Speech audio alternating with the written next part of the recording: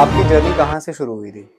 Where did all this psych about audio systems, SQL setups और subwoofers in From my specific? father. How? ऐसा था हमारे घर में I was to be a kid, बहुत छोटा था, मेरी शायद फेसबुक पे प्रोफाइल फोटो भी है हेडफोन पहन के। अच्छा। तो उस टाइम पे मेरे फादर ने ना शायद अमेरिकन कोई ब्रांड था, मेरे को याद नहीं है, उसका खुद होम के लिए 12 इंचेस वूफर के साथ टॉवर स्पीकर बनाया था with mid range and tweeters. ऊपर मिड रेंज ट्विटर थे बोल्टन के और नीचे कोई अमेरिकन ब्रांड का सब वूफर था। ओके। और वुडन बॉक्सेस में खुद बनवाए थे उन्होंने स्पेशल। हाँ। और कॉस्मिक एक ब्रांड था, गुजरात की कंपनी थी, it's a very old brand, few people might know, अब तो खत्म हो गई होगी। वो उसी टाइम के लोगों को पता होगा, उस टाइम के लोगों को पता था। उसका डेक था, कैसेट प्लेयर था, पूरा बढ़िया फर्स्ट क्लास, उसमें यूवी मीटर्स भी होते थे। वो था और साथ में उसी का एम्पलीफायर था। तो वहां that was my first experience in music. Okay. और उनके पास रिकॉर्ड प्लेयर भी था फिलिप्स का, पर वो उसकी वो पिकअप सब खत्म हो गया था, खराब हो गया था। पर वो दैट वाज माय फर्स्ट। और उसमें भी ना एक दो नॉब होती थी लास्ट में, एक होती थी बेस और एक होती थी ट्रेबल। मैं ट्रेबल 0 और बेस फुल करता था तब भी। तो फिर एक दिन पापा ने बोला ये क्या कर रहा है, फड़फड़ हो रहा है, आवाज ही नहीं आ रही। तो कहते दोनों होने चाहिए। तो ही टीच्ड मी व्हाट इज म्यूजिक। और उनकी जीन्स में है तो वही ट्रांसफर मेरे पे हुआ। बट लेट मी गेस, आपने ट्रेवल कम किया because you were only fanatic about base. Base वो बचपन में समझ आ गया था कि हमें बेस में ज्यादा फोकस करना है, ट्रेबल वेबल तो आ जाएगी आराम। वो तो इजी है, वो तो 2 ट्विटर यहाँ लगाओ, 2 यहाँ लगाओ, तो इट इज इजी। बेस निकालना इज ए आर्ट। आप देखो, मतलब ऐसा देखो, मैंने इससे पहले क्या हुआ, फिर हम फास्ट फॉरवर्ड आ जाते हैं थोड़ा सा। एक हमारे को बंदा मिला था, मनीष शर्मा, जेम पर्सन, अभी ही इज इन जर्मनी। उसने थोड़ी सी हमें चुल दी कि हम 5 कार ऑडियो यूएसए से वूफर सब इंपोर्ट करेंगे। ओके। उस टाइम पे मैं था, Aman Gujral, you know him? हाँ, Aman was mentioning about the story. Aman Gujral, Manish Sharma, me and Anubhav Gupta, who is doing Sundown audio. हम चारों ने मिलके, हमारा चारों का एफर्ट था। मैं ये नहीं बोलूंगा कि सिर्फ एक मेरा या मनीष का है, किसी का। मेजर वाज मनीष, हमारे बाकी तो फाइनेंसर, मतलब फाइनेंस करने का था। Major logistics everything Manish handle. मैंने एसएमडी 18 इंचेस मंगाए यूएस से। और उसके साथ अमन ने भी मंगाए, अनुभव ने, सबने अपने अपने जो जो चॉइसेस थे वो मंगाए। प्लस उसके अलावा हमने 20-25 पीस और मंगाए कि हम इसको सेल करेंगे मार्केट में। वो आए, हमने इंस्टॉल करे, लगाए, बहुत अच्छा सेटअप चला मेरा। पहले मैंने फ्लैट बेड करा था, मतलब मैंने वॉल नहीं बनाई थी। आजकल जैसे नए वॉल सेटअप आ रहे, फ्लैट बेड लगाया, चलाया, मजा आया, ठीक है। फिर गाड़ी बेच दी, फिर नई गाड़ी ली, फिर उसमें मैंने वॉल सेटअप किया। ओके। वॉल सेटअप करने के बाद एक इवेंट पे मैं गया हुआ था, डेमो दे रहा था। डेमो देते देते ना आवाज एकदम से कम हो गई। ओके। तो जब कम हो गई तो मेरे को डाउट लगा, यार क्या हुआ। उसके बाद धीरे धीरे धुआं आना शुरू हुआ पोर्ट में से। फ्रेंड कहता धुआं आ रहा है, मैंने कहा नहीं यार, कहता आ रहा है। मैंने जिसको डेमो दे रहा, मैंने उतर, जल्दी उतर। उसको दूसरे फ्रेंड को बैठाया और वहां से निकल गए। My subwoofer caught fire. Oh shit. It was not SMD's mistake, वो ब्रांड की कमी नहीं है।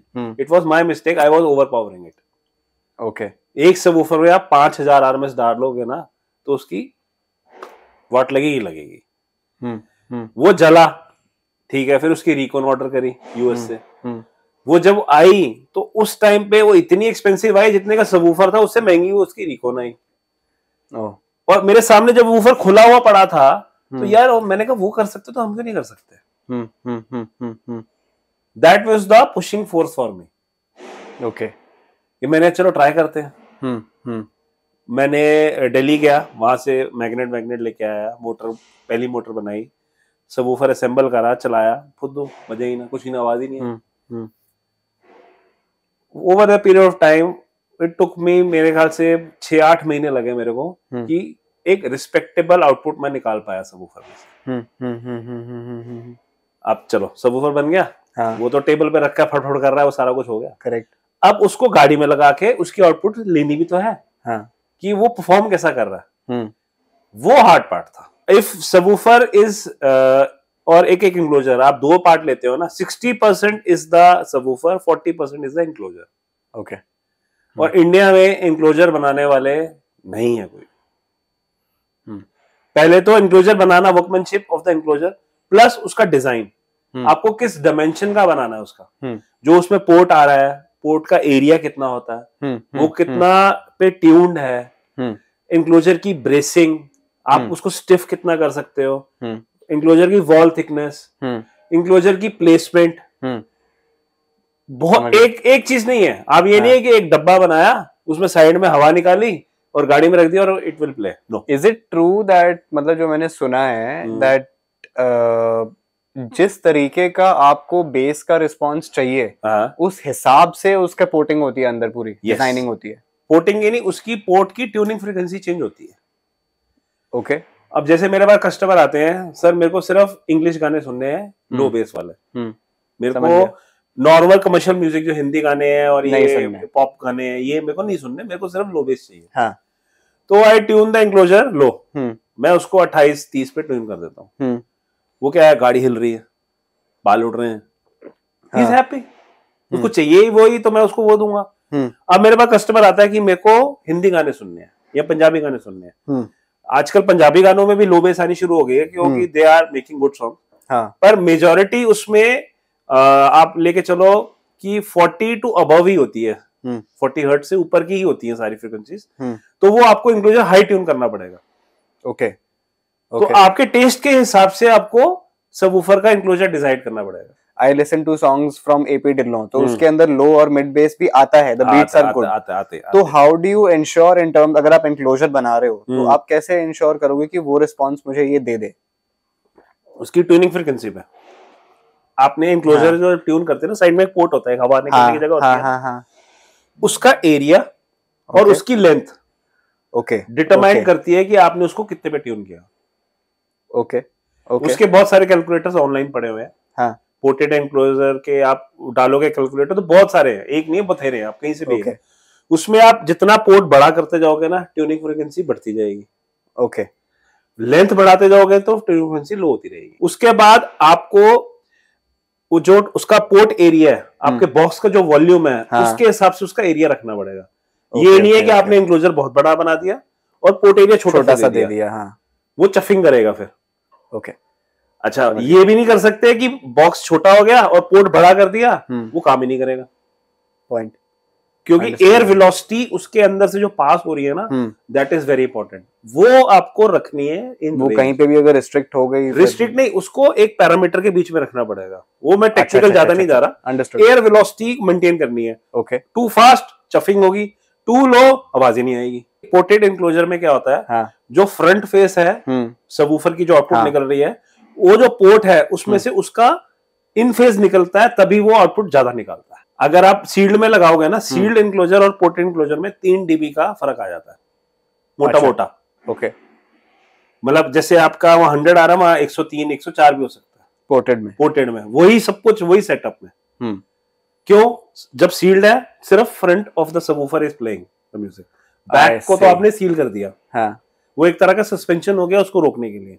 आई सी। तो सिर्फ सबवूफर का फेस ही काम कर रहा है। पोर्टेड में क्या है, फ्रंट फेस तो चल ही रहा है, वो तो आपको विजिबल है। उसके जो बैक से जो वेव आ रही है पोर्ट के थ्रू जो निकल रही है, वो इन सिंक हो जाती है फ्रंट के फेस से, और वो डीबी बढ़ जाते हैं। But that brings me to my next question कि why would somebody choose a sealed as against a ported? कोई क्यों करेगा जब उसको मालूम है कि जो रिस्पांस है पोर्टेड में ज्यादा है? सबसे सिंपल आंसर इसका बहुत बेसिक मैं बता दूं, इजी टू मेक। अच्छा, दैट इज ऑल। आप सील्ड में गलती नहीं कर सकते। अंडरस्टूड। सील्ड में क्या है, सिर्फ 3 वैल्यूज हैं, लेंथ, ब्रेड्थ और हाइट। मल्टीप्लाई करोगे उसका वॉल्यूम आ जाएगा। इसमें आप गलती कर सकते हो? नहीं कर सकते। नहीं। पोर्टेड में क्या है, मतलब अगर एक ही चीज में अगर आप गलती कर सकते हो, अगर आपने सब एंक्लोजर का, सील्ड एंक्लोजर के बॉक्स का वॉल्यूम अगर आपने अप्रोप्रिएट नहीं रखा, बस वो फिगर तो आपके पास आएगी ना जब आप लेंथ और ब्रेड्थ और वो करोगे। एक क्यूब का वॉल्यूम निकालना इज वेरी इजी, उसमें गलती नहीं हो सकती। तो जो सील्ड में बोलेंगे ना, सील्ड एंक्लोजर बेस्ट है एसक्यू के लिए, वो आपको बेवकूफ बना रहा है। ओके, वो अपने आप को सेफ लेके चल रहा है। Second, space saving. Sealed are definitely smaller than ported और बैंड पास और कोई भी और एंक्लोजर में लेके चलो। क्यों? सील्ड में जगह नहीं चाहिए आपको, वो छोटे में एरिया में काम हो जाता है। और सील्ड रीजनेबली अच्छा प्ले करता है अगर आपको एसक्यू सेटअप करना है। ओह ओके, एसक्यू के लिए वो वेल इनफ, गुड इनफ है। मैं ये नहीं कहूंगा सील्ड एंक्लोजर बकवास है, मैं ये कभी नहीं बोलूंगा। They are the best response, उनका सबसे बेस्ट होता है। अच्छा, क्यों? वो लीनियर होते हैं। ओके, लीनियर मतलब? लीनियर मतलब उनका जो, अगर आप स्प्रेड करोगे ना फ्री एयर में, नहीं, अगर आप उसका स्प्रेड अगर आप कैलकुलेट करोगे ना 20, 30, 40, 50, तो एक लीनियर स्प्रेड पे चलेंगे। ओके, पोर्टेड में क्या है, जो आपकी ट्यूनिंग फ्रीक्वेंसी है ना उस पे वो पीक मारेगा। आई सी। जैसे आपने 30 हर्ट्ज पे ट्यून किया, तो 20 कम होगा, 30 ज्यादा होगा, फिर 40 नीचे आ जाएगा। Got it. वही जो फ्रीक्वेंसी का ग्राफ जो मैं आप वो ग्राफ कर रहे हो, तो पोर्टेड एंक्लोजर्स का पीक मारेगा और जो सील्ड है वो लीनियर जाएगा, सीधा एक ही लाइन में चलेगा। ओके, और sealed are very easy to make. और अगर आपको थोड़ी आउटपुट ज्यादा चाहिए विदाउट स्पेंडिंग मोर मनी, आप पोर्टेड एंक्लोजर में जाओ। पर ये नहीं है कि पोर्टेड के भी फिर वो आपके प्रो एंड कॉन्स है। आपने जितने भी ट्यून किया उससे नीचे तो वो लुली हो जाएगा, आपको एक छोटे से बैंड में आपको पीक मिलेगी। और वो फिर एंक्लोजर की जो आपने पूरा डिजाइन किया वो करना है उस हिसाब से है कि आप सुनते क्या हो। उसमें पहले तो आपका क्यूब का वॉल्यूम आ गया, उसके बाद पोर्ट की लेंथ, विड्थ, हाइट वो आ गई, उसकी ट्यूनिंग कितनी रखनी वो आ गई, तो पैरामीटर्स 10 फोल्ड इंक्रीज हो गए। तो you can easily, very easily go wrong with A ported enclosure. थोड़ा और कॉम्प्लिकेट करते हैं, 4th ऑर्डर और 6th ऑर्डर। ये क्या है, पोर्टेड एंक्लोजर के आगे एक और पोर्टेड एंक्लोजर लगा दो आप। एंक्लोजर के आगे एक और एंक्लोजर लगा दो। ओके, मतलब आपका सबवूफर 2 एंक्लोजर के बीच में आ जाएगा। उसमें क्या होता है, आपकी बैंडविड्थ बढ़ जाती है सबवूफर की, और आउटपुट भी बढ़ जाती है as compare to a sealed enclosure. And when you say bandwidth you mean to say frequency का जो बैंड है वो बढ़ जाएगा। जैसे पोर्टेड में एक पीक आके गिर गया ना, इसमें आप पीक डिफाइन कर सकते हो आपको कहां से कहां चाहिए। सो कैन वी से, अगर आप मान लो if I am a person जो कि रॉक भी सुनता है, साइकेडेलिक भी सुनता है, गजलें भी सुनता है, पंजाबी भी सुनता है, तो उसके लिए that kind of a setup would be band pass will be better, क्योंकि वो सबवूफर का अलग अलग फ्रीक्वेंसी पे रिस्पॉन्स है। बहुत सिंपल बात बोलूं, बोस का जो वो डब्बा नीचे देते हैं ना, that is a band pass enclosure. चाहे वो कूड़ा बचता हो, चाहे वो घटिया ब्रांड हो, ऑडियो फाइल्स उसको गालियां देते हो, पर दुनिया लगा के खुश है। एंड ऑफ द डे क्या है, एंड ऑफ द डे क्या है, आपको अच्छा लगा, आपने म्यूजिक सुना अपने घर में लगा के, चाहे बोस हो चाहे XYZ कोई भी ब्रांड हो, एंड ऑफ द डे क्या आपकी सेटिस्फेक्शन पहले है, बाद में ऑडियो फाइल्स आएंगे ना, तो it sound decent enough. That is a band pass enclosure. Very simple example, that is something new. Bose का जो है that is a band pass enclosure. In that case, and probably मतलब आपको तो मालूम है मेरा सेटअप क्या है। And I listen to all kinds of music. Everyone listen. I also listen to everything. मैं रशियन भी सुनता हूँ, मैं तमिल भी सुनता हूँ, मैं हिंदी भी सुनता हूँ, मैं पंजाबी भी सुनता हूँ, मैं इंस्ट्रूमेंटल भी सुनता हूँ, मैं ड्रम्स भी सुनता हूँ। I listen to everything. मेरे को मैं सुनूं तो I have to enjoy. तो आपने फिर कौन सा सेटअप लगाया हुआ है आपकी गाड़ी में? What enclosure are you? I am right now using 8-inch subwoofer with a band pass enclosure. Band pass enclosure. Band pass. College जाना स्टार्ट किया था, तब सिर्फ पाइनियर के वूफर बिकते थे और कुछ नहीं बिकता था, सिर्फ पाइनियर, उसके अलावा कुछ था ही नहीं। तो उसके अंदर भी ना वो आते थे F और C वूफर, मतलब जैसे मॉडल था 303F और 303C। हाँ याद आ गया। तो F वॉज फ्री एयर और C वॉज ए मतलब एंक्लोजर वाला सबवूफर। अच्छा, तो इंडिया में मतलब मंगाने के लिए ना सारे F आते थे, C आता ही नहीं था। मैंने करोल बाग छान लिया, लाजपत नगर छान लिया, खान मार्केट छान ली, किसी के पास C नहीं है, सब F है। मैंने कहा चलो अब मिल ही ना तो क्या करें, फिर F लिए। F लिए और 800 थी मेरे पास, पीछे मैंने 1 इंच की मोटी शीट ली लकड़ी की और ट्रे लगा दी, और उसमें 2 वूफर लगा दिया, लगाया चलाया, बेस ही नहीं आ रही। 2 इतने बड़े बड़े वूफर लग गए, बेस क्यों नहीं आ रही? क्योंकि वो फ्री एयर नहीं था। वो उससे पहले मेरी गाड़ी में बोल्टन के 2 8 इंच सीड बॉक्स में होते थे। Okay, I am talking about 1996। तो तब मेरे को लगा कि मेरे 8 इंच ज्यादा लाउड बज रहे हैं और 2 12 इंच लाउड नहीं बज रहे। तो मैंने क्या किया, मैं कारपेंटर पे फिर गया, मैंने कहा इसकी पेटी बनाते हैं। कोई पता नहीं सील्ड क्या होता है, कोई नहीं पता पोर्टेड क्या है, हाँ, क्या नहीं पता कि क्या डायमेंशन है। हाँ, भाई इतनी चौड़ी बना दे, इतनी हाइट कर दे, जगह जितनी डिक्की में आई ना बूट में वो बना दी। अच्छा उसने बना दी पेटी, मजे की बात, पेटी इंक्लोजर में मैंने गाड़ी में रखा ना, हाँ, सीट बनवाओ वो बड़ी बन गई। फिर क्या किया, एक वायर ली, जो पीछे हुक होते हैं ना दो, हाँ, उनके बीच में से वायर पास करके ना सीट को रोका कि सीट गिरे ना। This was my first enclosure. उसमें लगाए, पहले तो सील्ड था। This is your first enclosure? First enclosure in car. Okay, मतलब उससे पहले 8 इंच के 2 छोटे छोटे लगाए थे, वो जुगाड़ थे। अच्छा, this was a proper car audio equipment. ठीक है। अच्छा प्ले करा, आवाज आई, फ्री एयर से तो बहुत ज्यादा आई, पर मैंने कहा यार मजा नहीं आ रहा।